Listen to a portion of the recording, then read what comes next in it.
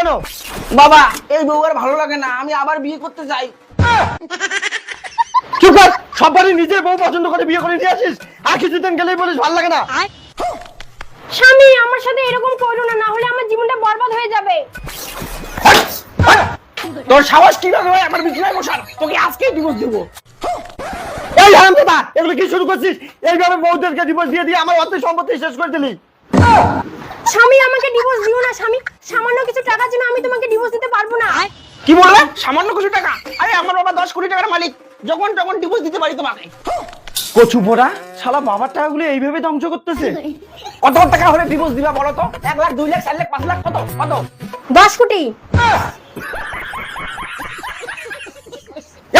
10 টাকা মেয়ে 10 কোটি চাস? বাড়ি যাবে না, বেরো বেরো বেরো।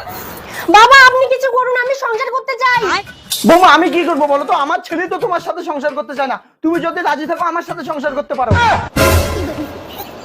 হাট ছাগল।